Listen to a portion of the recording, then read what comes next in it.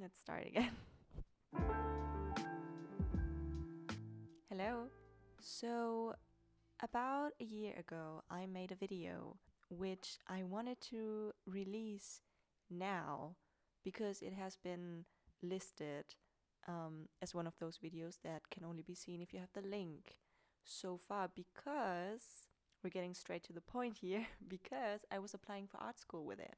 And I got rejected. Even though the video itself, like the art itself, got a very high score in the test.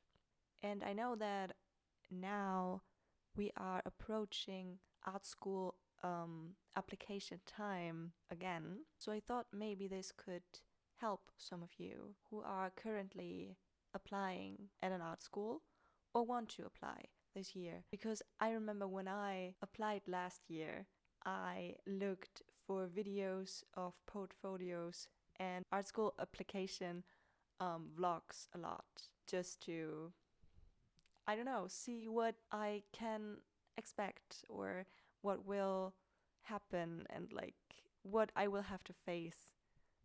So I just wanted to share, because I also like the video still, and I wanted to publish it, but I felt like it needed a little bit more explanation, because otherwise it's just like a 3-minute or 2-minute video with no context, a 2-minute artsy video with no context, and so you guys wouldn't understand. No, of course not, but yeah, I just felt like it needed a little bit more context.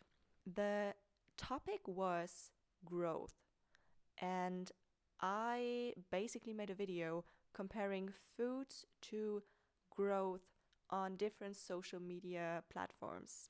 So I took YouTube, TikTok, Instagram, and Twitter and compared it to a food that grows as well. I choose one food for each app, for each platform. I got rejected in the end, just to like get this clear here, but it was not because of the video. It was not because of my idea, not because of the art. It was actually because I have a bachelor's degree already in another like field, and they prefer people that are coming straight from high school, or like they don't have a bachelor's degree yet, which I understand, because of course they should get the chance to get their first bachelor. They could have said that on their website, so I wouldn't have put like months of work into the video. But yeah, fine, it's fine. I was crushed when I got rejected. I'm not gonna like lie here, but now I'm studying a master's degree where I can also do a lot of creative projects, so I'm fine, I'm okay. It's all good. I'm doing what I like. That's fine. But coming back to the video, I think you could choose between two topics, and I chose growth. I of course started with a sketch, and I think that was a good thing to do, because I feel like they liked that I showed the process of how I approached the task. I made concept sketches, like illustrations on my iPad, like I would with the Greek gods and goddesses videos, which I think was good because that's what I usually do. Of course, it wasn't perfect, but it helped me develop the ideas, so I think that's good. So yeah, what I basically did, I started with YouTube, and I compared YouTube to sourdough. Why did I do that, you might ask? Because I said my thesis here was that YouTube and sourdough require a minimal amount of ingredients, because sourdough only requires water and flour, right? Nothing fancy.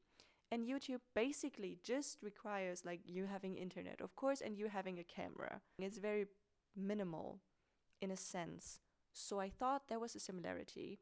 And then also I said YouTube is like sourdough and sourdough is like YouTube, because the growth on the platform happens through quality and not quantity.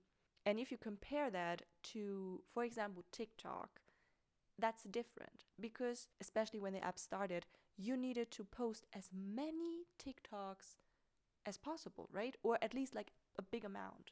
And I feel like with YouTube, it's not like that. You can drop a video once a few months, but if it's a good video, like very long content that took a lot of like researching, script writing.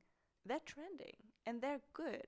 Content creators like that are very successful on YouTube. And then comparing that to sourdough, it's the same. Because for sourdough, you need to have high quality ingredients, kind of, very clean utensils and stuff, because you're letting the dough like sit there for a while. You don't want any bacteria in there. So it's like quality, right? It's like it has to be clean and good. So I thought, again, similarity. And then I said long-term visibility, or like long-termness, in a sense. If a video is like 5 years old, that doesn't mean it's like not popular anymore. Sometimes the YouTube algorithm just like gets a video from like 20 years ago and it's like, remember that? So I said YouTube is more like a long form social media platform. Again, in comparison to, for example, Instagram, where no one is watching a reel from 5 years ago. So yeah, YouTube is more about long term. And again, sourdough as well, of course. The best sourdough is like, I don't know, 200 years old. Not maybe not, but like 50 years old, right? You can have this sourdough starter in your fridge for generations. So I made a connection there and I compared it. And that's what you see in the video.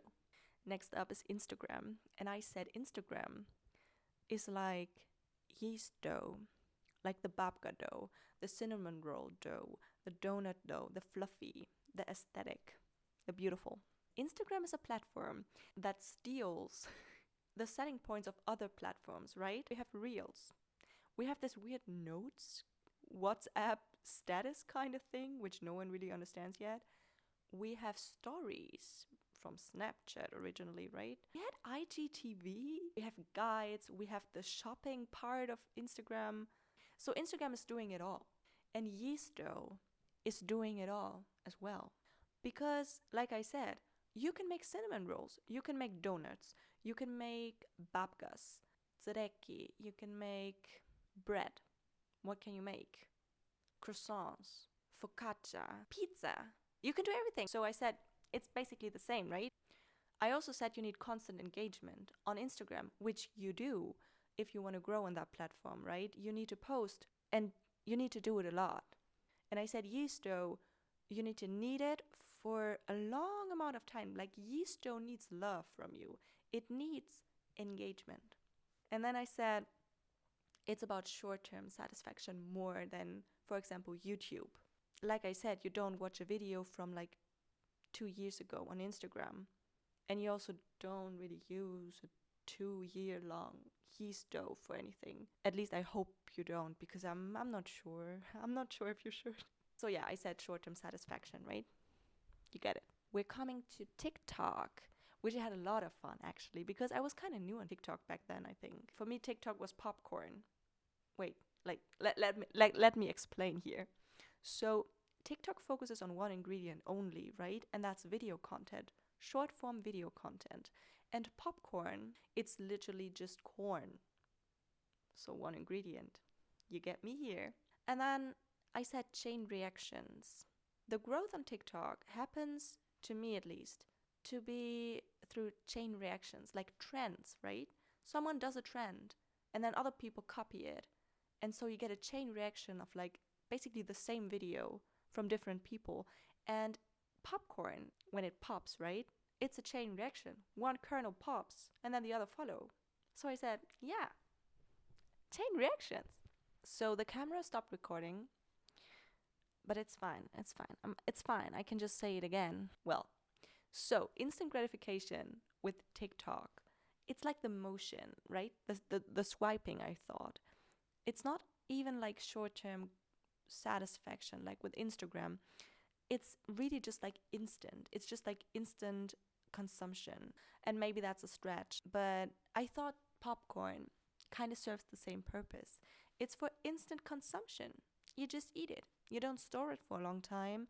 And I don't know, I just thought for me it was instant consumption and gratification as well. So, next up, Twitter. So I don't have Twitter, but I still wanted to include it because I thought it was a very relevant social media platform. So I went from what I know about Twitter and what I think Twitter is like. So for me, Twitter is like a newsfeed app, kind of. So for me, Twitter was like dalgona coffee, like the very fluffy Korean style coffee that trended, I think, in first lockdown 2020. Where I see similarities here is like that both use contrasting ingredients. And for the dalgona, I think it is the very bitter and dark instant coffee, and then sugar, which is of course like very light in color and also very sweet, so it's contrasting, right? For Twitter, the contrasting ingredients can be a very serious platform, in a sense that a lot of politicians are using it. When there's a disaster, journalists use Twitter, and there are like very serious fights happening on Twitter as well. But then also we have the Twitter meme section, and the meme game on Twitter is strong, you guys. It's strong. And so that's contrasting, right? We have a very serious content and then very funny, dumb, like cool meme content as well. That's that. And then again, what I said, the real time aspect of Twitter, I also see that in dalgona coffee, because you see the growth of the food, the dalgona cream, in real time. In the video, I used my phone to like set a timer to see how the growth in like the instant coffee and sugar mix happens in real time. And you just have to like whip it for like a few seconds, and then there it is, the growth is there. And then both are constantly updating. And for Twitter, again, what I mean is that it's like a news feed. There's like constantly new information on Twitter, I feel like. And for the dalgona, I think what I was trying to say here, maybe that's also a stretch, but like I wanted to have three things again. It was a trend, but then it was updating itself. Like there were new recipes on dalgona coming out, and everyone like kept building on that. Maybe that's not the best example, but I included it. So yeah, that's basically what I wanted to say about the video. Because yeah, I just wanted to release it. I think it's kind of fun, kind of cool, but yeah, I felt like it needed a little bit more context. Yeah, if you're interested in that, if you're applying for art school, I wish you the best of luck. If you get some rejections, don't be too hard on yourself. It does not mean that you have no talent, because honestly, what is talent? Anyone can be an artist. So if you're applying, I wish you the best of luck. I hope maybe this was helpful. Maybe just do that, what comes in your mind first, what feels like it's close to you, and then it will be fine. Or not. Yes. Hope you enjoyed this video. Bye.